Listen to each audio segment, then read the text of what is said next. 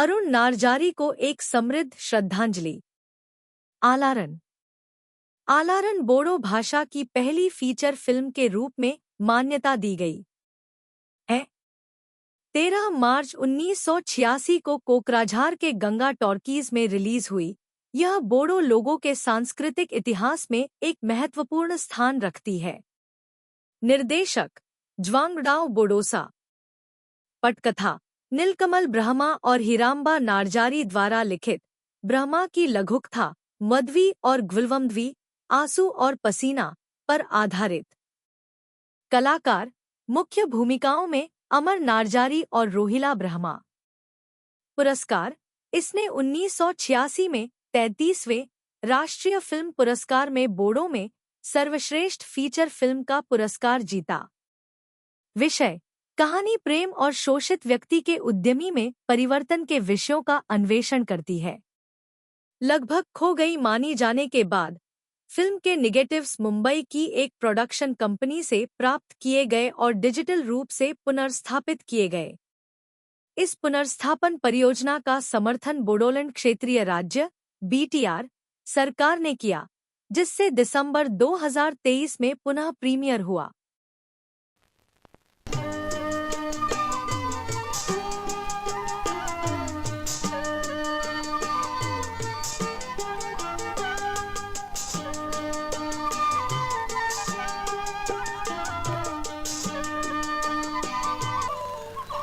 आखौ नों मोनहैया जाजों दागि हाया फाक्का नों जेबो दागिथार नों खालि आंनो 500 रांल' हर हाया फाक्का थाखानाय हा हुखौ फाननानै उनाव लान्दा खान्दा जाबालाय आगै बे हायाथ' आंनिसो नोंथांनिसो बिब्दिब्ला नोंथाङा थगायजाबाय गुनजेदा नोंथांखौबो अरबावबाय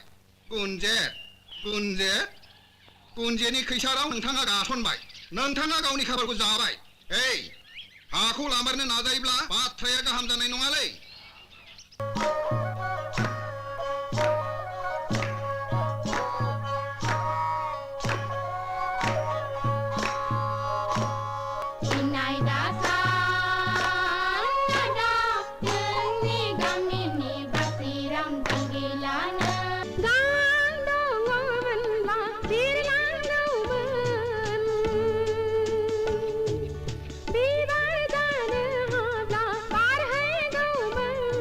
नों आंखौ होखारामोनब्ला आं दिनै बेबायदि जानो हानाय नङामोन।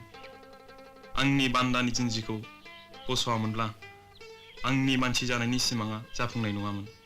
आंखौ लाजि दाफोनांसै गोमबोर फिसा गोदोनि दायखौ सुस्रांनो थाखाय हांमा आइनि जिउनि बिबानखौ नोंनो लादो फिसा।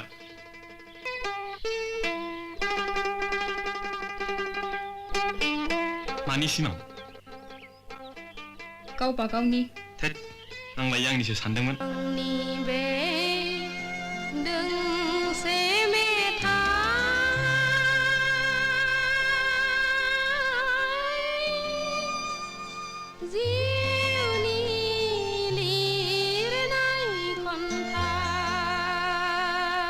उदां बोथोरनि बेलासि समाव सुदेम बार बारनाय गोजोनग्लायनाय समाव बिरलाङो गोसोआ नोंनि सेराव।